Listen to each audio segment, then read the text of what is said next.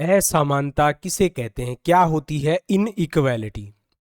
दो चीजें होती है, एक होती है विविधता, एक होती है असमानता। विविधता एक पहचान होती है।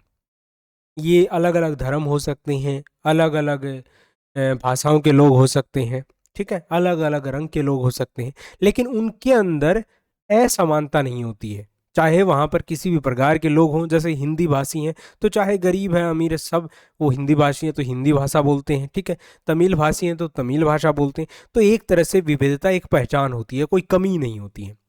जबकि दूसरी तरफ असमानता जो होती है वो अवसरों और संसाधनों का अंतर होता है।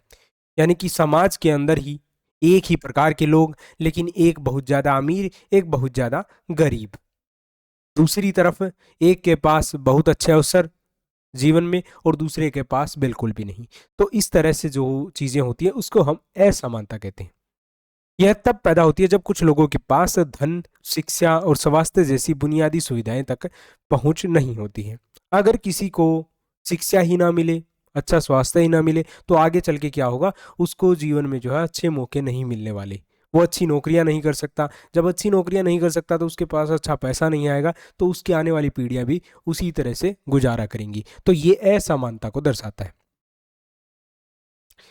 इसी के अंदर होता है वंचित, अंडर प्रिविलेज हम कहते हैं वो वर्ग जिसे समाज के बहुसंख्यक लोगों के समान जीवन स्तर या अधिकार प्राप्त नहीं होते हैं। असमानता का प्रभाव क्या पड़ता है?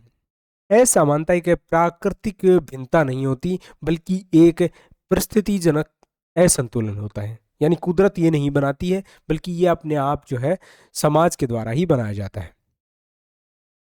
विभिन्नता का जश्न मनाया जाता है, लेकिन असमानता को दूर करने की कोशिश की जाती है या इसकी जरूरत होती है। जैसे अमीर गरीब के बीच की खाई को कम करना, समान काम के लिए असमान वेतन मिलता है तो उस चीज को भी हटाना, ये सब असमानता अंदर आता है।